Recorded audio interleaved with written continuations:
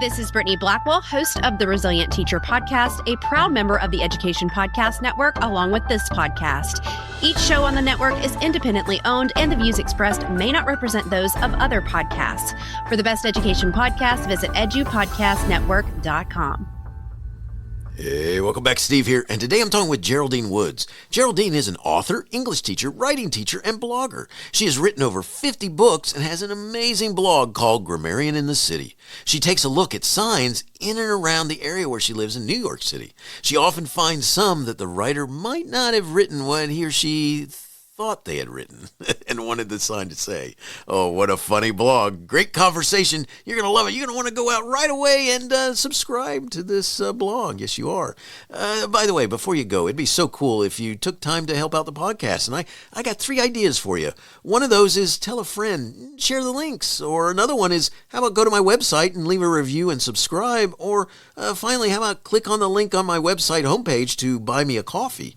By doing this, you could donate $1 or $2 to help me address the costs associated with producing the podcast. What do you think? That would be so cool.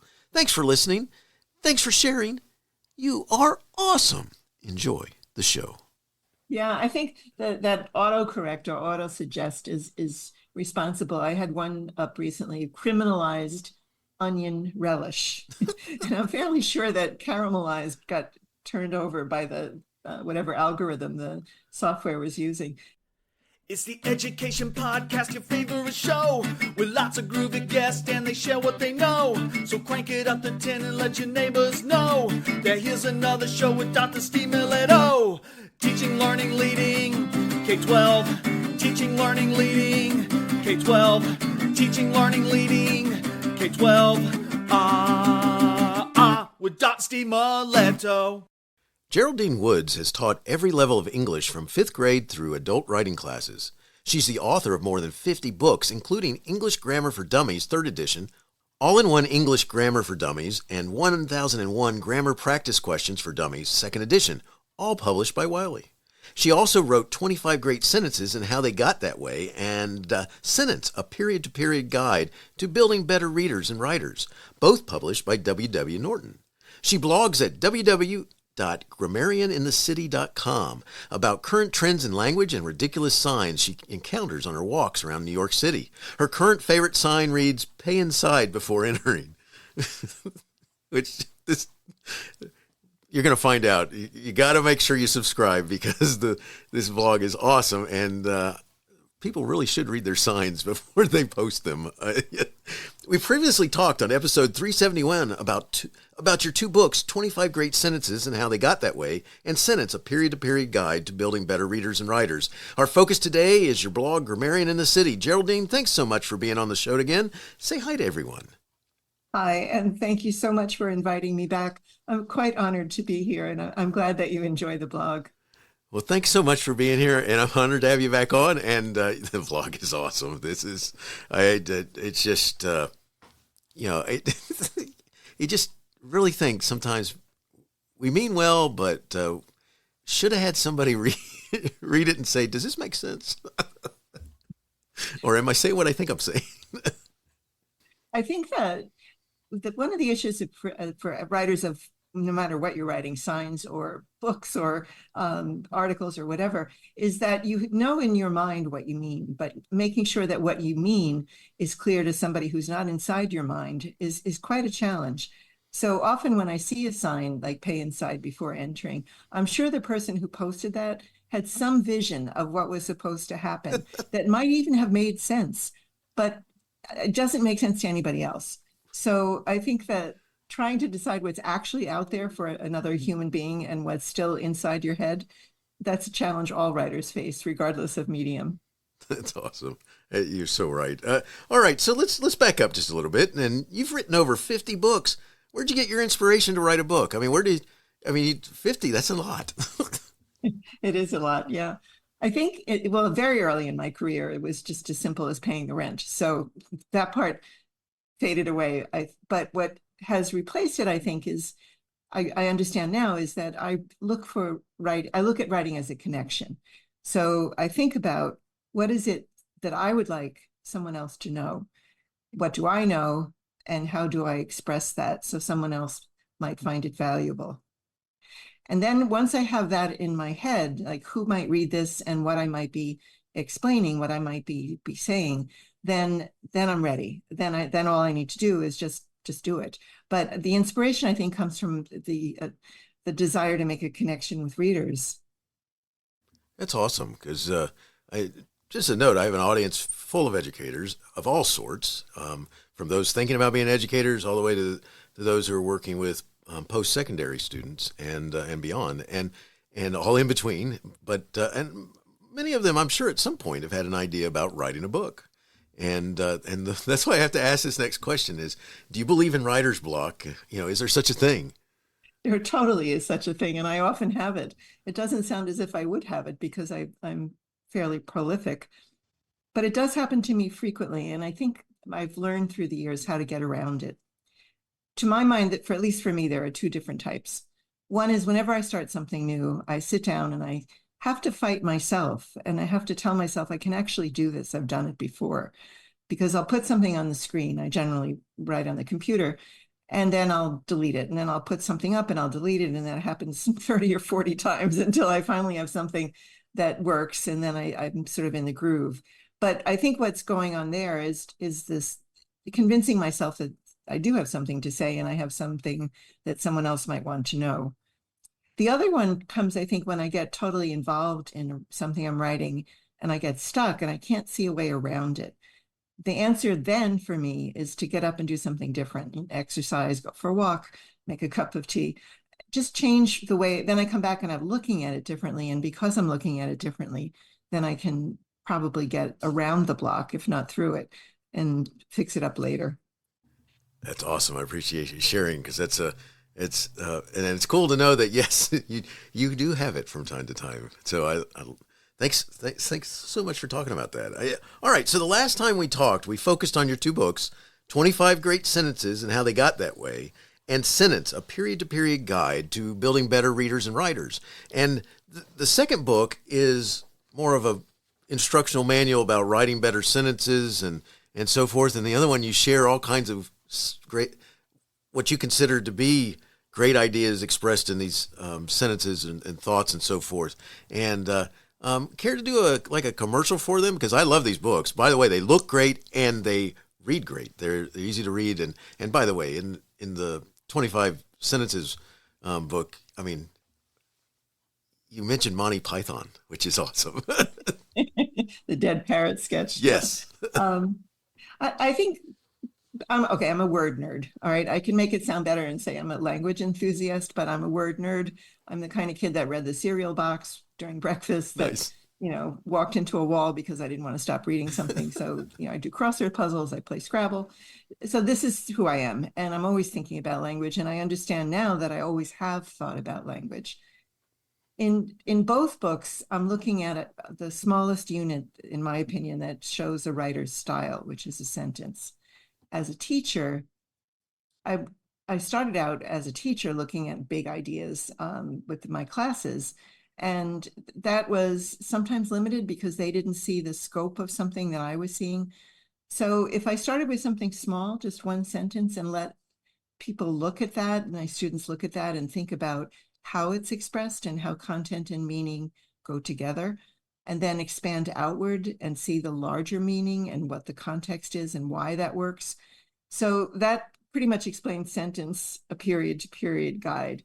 These are all techniques that I used. I used sentences as standalones to kind of spackle a crack in the school day when I had 10 minutes and couldn't really start something new. But I also use them as a basis for a long paper or a long discussion. Start with a sentence and see where that goes, either to teach the kids how to write them or write them more creatively, but also how to read them and how to look at a sentence and think about how it resonates throughout something larger. And then the 25 Great Sentence book comes from a collection I've had through the years of sentences I love. And it's essentially divided into ways that they're put together. There's a section on structure, writers that surprise you by leading you along a path and then taking a U-turn at the last minute. Jane Austen does that a lot. Or sound, how you can link ideas with sound in a sentence. or negativity, where you can give the opposite of what you mean, making it clear to the reader that you mean the opposite. Why are you using a negative term there? It is not nothing, something like that. Well, why don't you just say it's something? So both of them are really about ways that language interacts with content, which is pretty much what I think about all the time, including in the blog. That's awesome. And they are awesome books, and they are fun to read. And like I said, you pull out some really cool sentences that are in, I mentioned the dead parrot sketch one, which is just an absurdly funny skit that, there's how many ways can you explain that the parrot is not alive? He's dead that you sold me type thing. And two, very serious sentences that are etched in our history. And I think that is cool too. So kudos on those books. I love them. One of the things that we're going to do here is shift gears, and let's talk about your blog. All right. We introduced everybody to Grammarian in the City, and I love it. I typically cannot hold back a laugh. I mean, it's funny because I immediately want to walk around and I'll share with whoever's in the building at the time that wants, I got to read this, that type of thing. And, why'd you create Grammarian in the City? Let's go there first. Well, first of all, thank you for the kind words about the blog. I always hope that people will enjoy it because I enjoy writing it. I started it partly to get out of the house. I stepped away from full-time teaching. I'm still teaching. I teach some grammar classes online and I teach writing classes online. But when I first stepped away from full-time teaching every day, all day in the building with the kids, I thought, all right, this is fine. I'll be writing. I had always been writing. But what am I going to do as an alternative to writing? So I thought, well, I'll walk around and I'll take pictures and see what happens of things that I had been looking at for years. And then I just, the absurdity of the way, so the blog often points out mistakes. I want to take a moment to talk about English conventions and mistakes, because some mistakes actually aren't mistakes. I took a picture of one sign somebody had hand lettered with great emotion and posted on the side of a brick building, and it said, "Don't garbage here." So, okay, garbage is not actually a verb, but it's a perfect usage. if this person was so clear, like, this is my spot, I don't want anybody to mess it up. So if you have anything in your mind, whether it be an actual bag of trash or anything else you shouldn't be doing, don't garbage here. So technically that's a mistake, but in fact, it's a very creative use of language. And so that sort of mistake, I think, and I'm using mistake with air quotes around it, is not to be discouraged, it's to be encouraged. But the conventions and the standards of English, which we commonly call grammar, I think those are there so that the message can predominate and the form of it can fade into the background, so that we all know what we're thinking about. And so we're clear that a quotation mark, for example, is supposed to tell you that somebody actually said whatever it is enclosed between the quotation marks. We accept that because we want a common way of communicating and understanding each other. And then some of the mistakes I think are less helpful. There's a store in my neighborhood that every once in a while, it's a little like a cafe, and every once in a while they'll post a help wanted sign for a grilled man. So first of all, I'm not surprised that people don't stay on that job for very long, because who wants to be grilled? Either in the sense of getting, asked too many questions or sitting on a hot stove. So that probably comes from somebody who's learning a language. I live in New York City, and so many people and so many languages, people that have acquired English at some point in their lives, I have a lot of sympathy for that. I'm fairly fluent in Spanish, but I make some really terrible mistakes, really funny mistakes. I declined an invitation once saying, pitifully, I'm not able to come. I thought it meant unfortunately, which was what my thesaurus was telling me. But in fact, I was really making a fairly silly mistake. Oops. It is funny though, because we can, whether we know what we know it is that we meant to say. And this happens a lot in texting, which is even funnier, by the way, because then sometimes the machine corrects you to what it thinks you're trying to say. And then that's not even what you're trying to say. And I think sometimes we work just like the phones. Yeah, I think that autocorrect or auto suggest is responsible. I had one up recently, criminalized onion relish. And I'm fairly sure that caramelized got turned over by the whatever algorithm the software was using. And similarly, a sign saying cookies for Satan, sorry, which came out in the Christmas season. I think it was probably Santa instead of Satan. So that's autocorrect. But also some of the things that I actually have the most fun with are when people are trying to suggest an idea to you and make something marketable that is quite different from the reality. For example, I saw a sign for artisanal fish and bespoke salad. So what does that mean? I think it means that you're paying double what you probably should pay. Probably right, yes. It's the same sort of thing where if you see a hand selected something, well, what does that mean really? I saw a sign for a scalp and hair treatment containing 26 minerals. Okay, well, why do you want 26 minerals? And are we talking uranium? Like right. What exactly is included in that? And so they're trying to attract a buyer and entice a buyer to pay more, perhaps, just by the language that's being used. Then I went the same day that I saw artisanal fish. I saw a fairly large supermarket with economy size and low prices was the focus. And their sale was on yellow cheese and oval canned ham. So I thought, well, okay, I'm not getting a lot of information, but at least they're honest. Right. That's it. And you hope that they're just being honest about the cheese, because otherwise, yellow, that could be old, and not fresh, and not old in the good way. It's like, yes, aged cheese. Yes, aged cheese. By date passed last year. and we cut all our hams so they are in the oval shape. That's our signature. I don't know, I like that. It's funny stuff. You have some incredible pictures of signs that you talk about, and you shared with us that you take a lot of these pictures. So besides you taking pictures, do some of them come from friends and colleagues? Certainly, especially after the blog built up a following. People see it and then they send me things, and I love when people do that. It's another connection. I guess as a teacher and as well, I was always looking for a connection with my class and with individual students. And so it's another way of having the same thing. Most of them I've taken. I have a fairly large backlog at this point.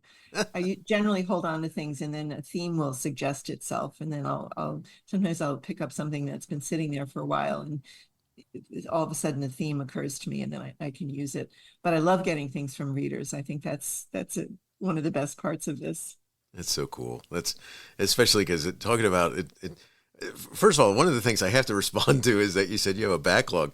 That's on one level, it's really cool. On another level, that's not good, because that means they're just constantly providing you with it's true. the crazy signs. So that's hilarious.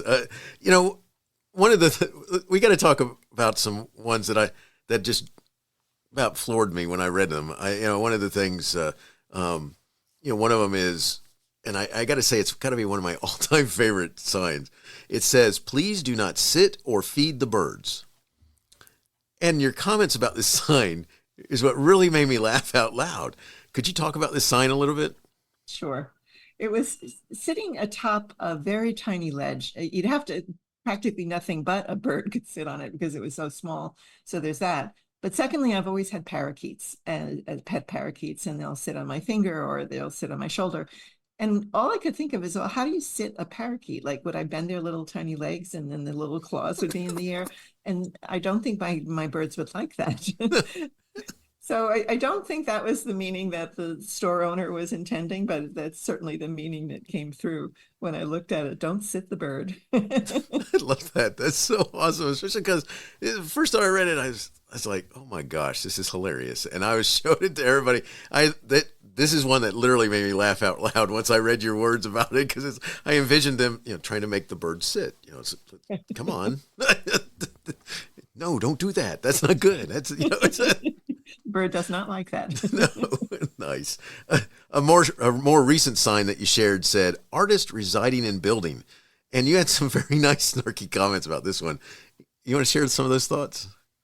So this one was, I was downtown and it was a large sign and it was on metal and it had been, it had been professionally made. And it was on the side of above an entry to a building. And I thought, okay, are they warning us or are they advertising and bragging, artist residing in building? And I don't know. And that's kind of goes to my point where it's very clear to whoever commissioned that sign. It's just not clear to the rest of the world.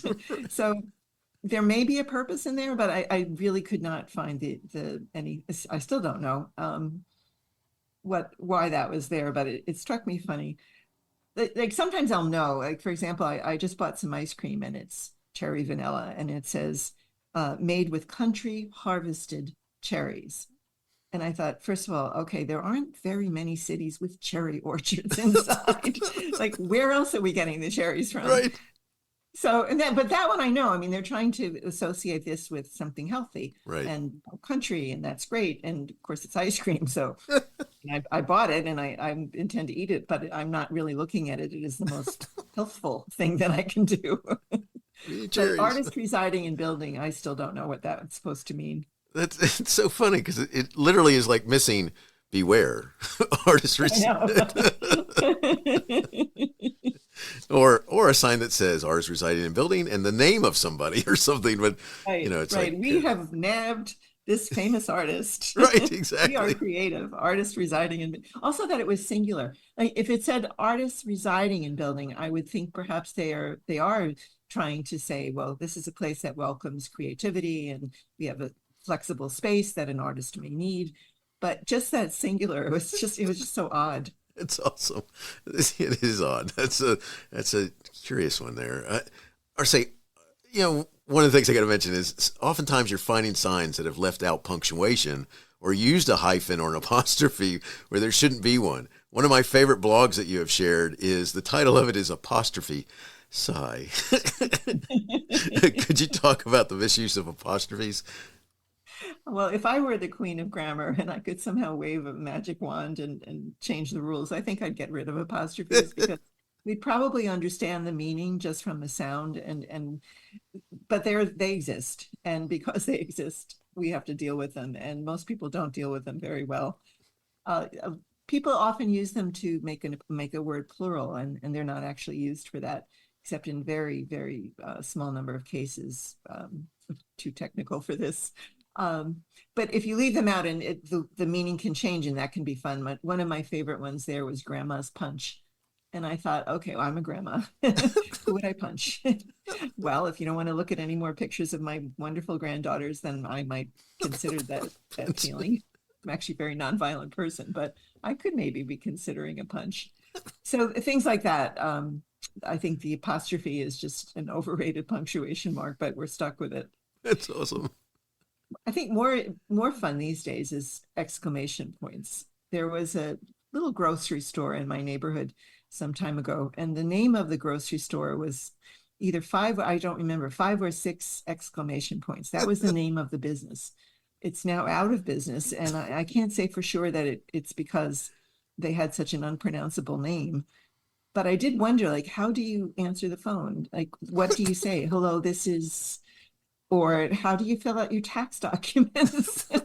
Where do you file it in alphabetical order? It's just so many things come to mind with that. So I think leaving something out or putting something in that shouldn't be there is both can be a source of humor and also of miscommunication. It's so funny because being one who tends to use exclamation points in sentences, where my wife has said to me sometime, have you ever thought about reading what you write out loud? Because that would really be a loud sentence. And I'm like, well, I'm just thinking that I want to show that I'm excited that, or whatever. And she said, well, I think you've accomplished that right there. And so that really, when you write about exclamation points too, it's like, oh my gosh, what is it that I do? In another post titled Punctuation Puzzles, you look at signs that have placed quotations around some words in the sign. It's almost like the sign writer is using air quotes. Could you talk about what is wrong with this? Yeah, it's interesting. Quotation marks have a curious relationship with truth, because on the one hand, they're supposed to let you know that what they enclose represents the exact words of someone speaking or someone's writing. So that's supposedly truth, although you can certainly extract something like, an awesome failure and say the movie was awesome. And so technically you're quoting, but you're not actually giving a sense of what the person was saying. They also have they also are distancing. They call them distancing or disclaimer quotations, where you put it around, like, we listened to his music and our ears bled. So the air quotes there saying that he may call it music, but we don't agree. So it's a kind of distance. This is not true, is what you're saying. I have seen them lately as used just for emphasis. And that's probably something I should mention. Language does change through the centuries, changes, and it should change. Think of it as a wiki. Everybody's adding and trends are gathering. So the trend these days seems to be to use quotation marks as emphasis. I don't think it's a good idea, frankly, to adopt this practice if people are not sure what you mean. I passed a pub and there was a sign outside saying, we're celebrating our 100th anniversary, and 100th was in quotation marks. And I thought, well, are they like 2-3 years old and they're just joking about this? Or do they think they're saying 100th? We've been here a century. And I still don't know. And I think when you decide that you're moving the needle on what language means, you have to be a little careful that your reader or your listener will not understand what you're trying to get across, what your message is. That's awesome. We kind of think it's 100. We're not sure. Right. I like that. That's because that is something that people have a tendency to emphasize. And I've always thought about it as when you do that you're like using a segment of something else from somebody's writing or something like that. But to emphasize it, you definitely point out some that are hilarious because you're not sure what they're talking about. Good stuff. In another favorite of mine, you share signs that are confusing. For this example, the sign that says, "Please do not push the door," and on the glass right next to this sign is a sticker on the glass that says "push." Right. It's like, it's like, you think they take that off. In the same article, you share a sign that says "Stop here on red signal," and right below that sign is another sign that says "No stopping anytime." Let's talk about confusing signs for a minute. I think that, first of all, the stop, don't stop one is in front of the United Nations. And it's still there. It's been there at least 10 years that I know of. And I think that, people driving past the United Nations, they may have 4 or 5 different languages that are floating around inside their minds. And do you really want someone to stop for a second and say, am I supposed to stop my car here, or should I not stop my car here? I mean, I don't know the accident rate at that particular spot, but I would imagine that you're in peril when you're passing by there. I think that probably comes from 2 different agencies or 2 different groups of people or individuals, both putting something up without looking at what's already there. So there's this, they're fighting with each other. They probably don't even know it. It's like, my job is to hang the sign. I don't really care what's next to it. I think that might be part of but it is a good reason to proofread. It sure is. Wow. And not only that, it's like, could you not read that you attached it? I mean, because those 2 are like on the same signpost. It's like, come on, can you not read the one above you? At least go tell somebody, hey, we got to say we're no longer allowing stopping here or something. I don't. That makes it even funnier. It's like, nice. Hey, we got to put this sign up here. Just put it up there. It'll work. Nice. All right. Good stuff. Yeah. So do you have a favorite sign that you've made a comment about? It changes. I always have a favorite, but it changes often. Right. I saw recently bus stop, pick up and drop off only. And I thought, okay, what else are you going to do at a bus stop? And build a house and live there? I mean, It's like, and this too is a professional job. The ones that really get me, I mean, if it's somebody's hand lettered thing, okay, they're in a hurry, whatever. But if it's something that somebody had to commission and it had to be made and enameled, and then somebody had to put it up, you think at some point or another, somebody would have said, okay, just say bus stop, and whatever the bus number is that stops there, because pick up and drop off only is pretty much the definition of a bus stop. Nice. So that's my favorite at the moment. Last week I saw one, no dogs, cats, or pot-bellied pigs allowed. It's oddly specific. That's very specific. Yes, geez. Is there like one person who tried to go in with a pot-bellied pig and now there's a blanket prohibition? I still don't know the answer to that one either. And I often think, I don't actually do this, but I think that these could be short stories. I mean, you could start with a sign and you could write a novel based on where this came from. That's and funny. Who related to it. I like that. There's some communities that I've drive through, and one is very famous in an area because it has a fruit stand there where they sell during the summer months. And if you go down this highway that used to be like you're going down the back roads, now they've widened it. They're getting ready to, 2 lanes. Now they've added 2 more lanes. So it's not going to be as off the road as it used to be, but in big letters, it spells the word in a funny hand. It's not professionally done. It's somebody getting out a paintbrush and painting P-E-C-H-E-S.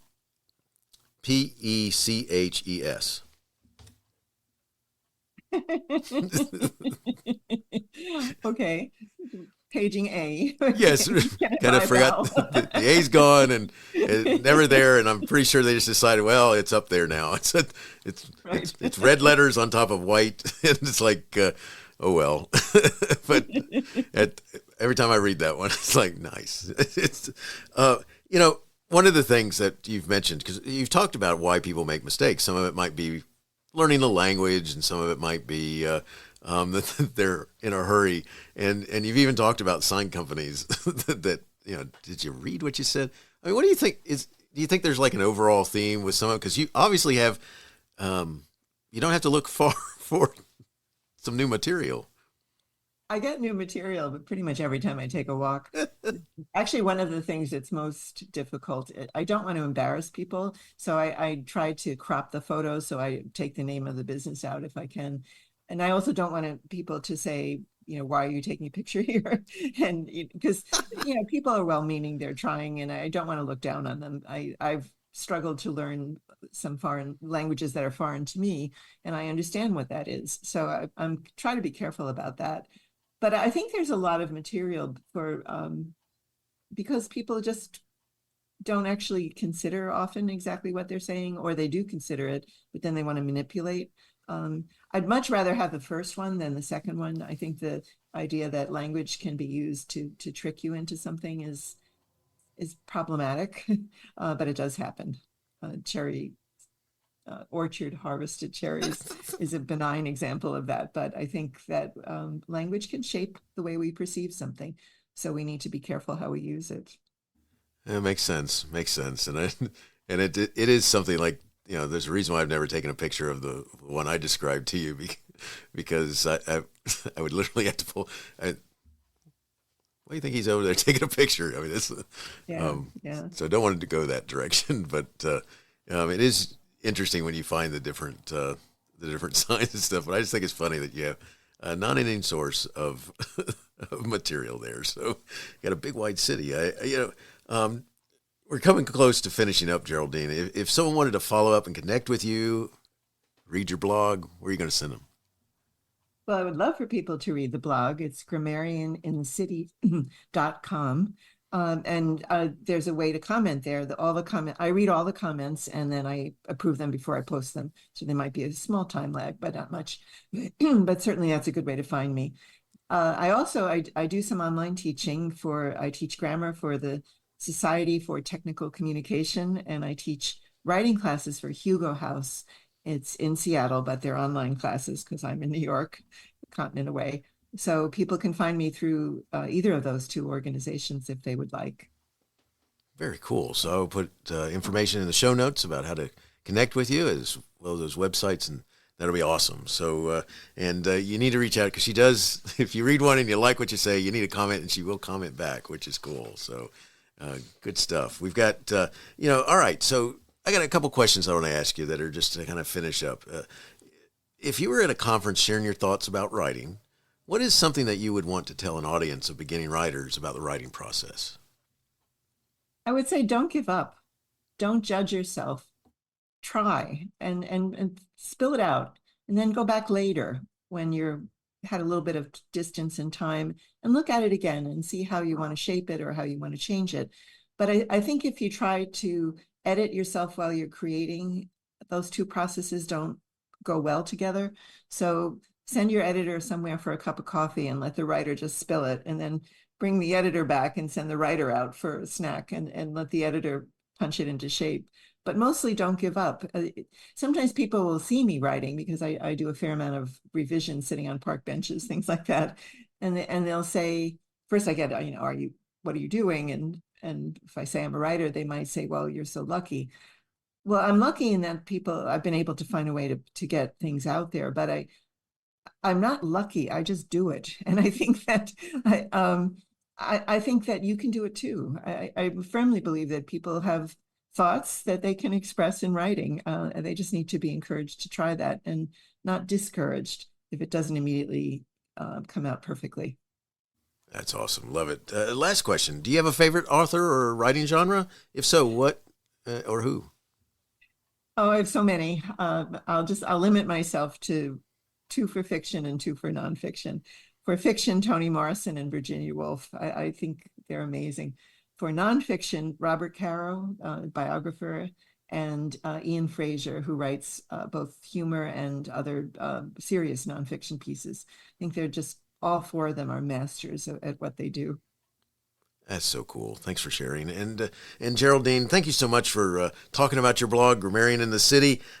I love it. It makes me laugh. I've commented a few times back when some of that happens. And, it's such a great way to start the day. And I do have to say that it makes me reread any and all of my flyers, emails, and memos that I write. Because it's like, did I really say what I thought I was saying?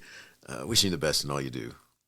Well, thank you so much. It's been an honor to be here. I always enjoy your podcast, and I'm thrilled to be on it again. Hey, you have been listening to Teaching, Learning, Leading K-12, a podcast to help you help kids achieve their dreams. Teaching, Learning, Leading K-12 is a member of the Education Podcast Network. Podcasts for educators, podcasts by educators. Teaching, Learning, Leading K-12 is a member of the podcast network based in Canada called Voice Ed Radio. Voice Ed Radio, your voice is right here. The opinions expressed on Teaching, Learning, Leading K-12 are those of the guests and host. Teaching, Learning, Leading K-12 is intended to share ideas, advice, and suggestions. Teaching, Learning, Leading K-12 is produced for educational purposes. Hey, thanks for listening. It would be awesome if you visited my website at stephenmiletto.com and connected with me, left a review, and listened to more episodes. And by the way, you could also share it with your friends, with your family, and your colleagues. Thanks so much. You're awesome.